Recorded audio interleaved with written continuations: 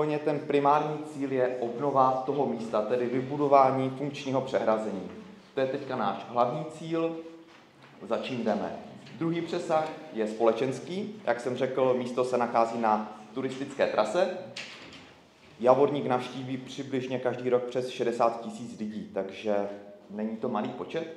A třetí bod je vědecký, a to je spolupráce s Ostravskou univerzitou, například v oblasti sedimentologie nebo geofyzikálních poměrů. A nově začínáme už taky s VUT ohledně geodetické základny. To jsou body, abyste mohli sledovat to nové přehrazení, jak se pohybuje v prostoru, jaké vznikají deformace.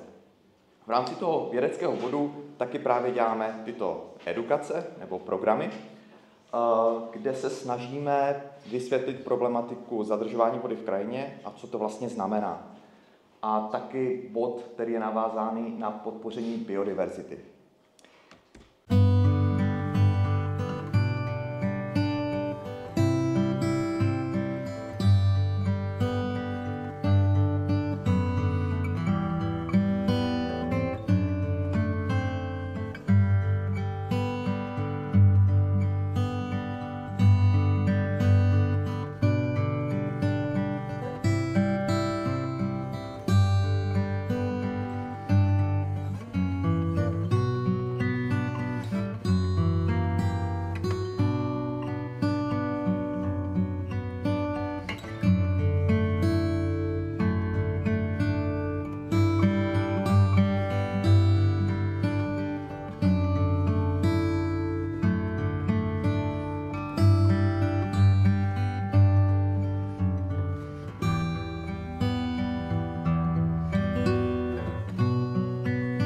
Šli jsme ráno asi v 8, o půl 9 jsme vyšli ze školy směrem na Horečky.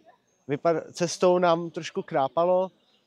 Ukázali jsme si například na holinách, které byly kolem nás, jsme si ukázali metodu Jáma hráz, která vlastně pomáhá v zadržování vody v přírodě. No a nakonec jsme tady.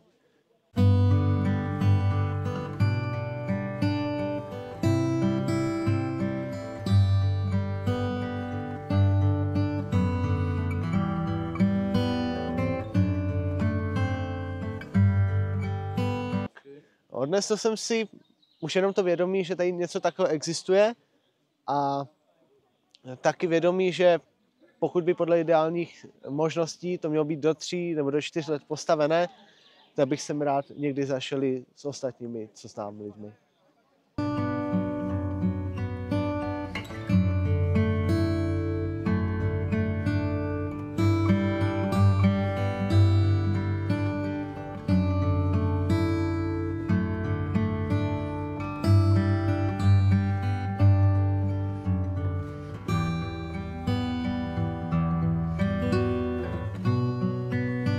Přijde mi druhá V a čtvrtá a jsme se vydali z gymnázia Knežák nad Radhoštěm tady do Padolí a chtěla bych ocenit celou tu aktivitu a všechny připravené aktivity a připravené prezentace, které tady proběhly. Bylo to, myslím, jako výborné zhodnocení toho, co se vlastně děje v té přírodě a co člověk může pro tu přírodu i jakoby udělat, jakým způsobem to probíhá, ta práce a tak podobně.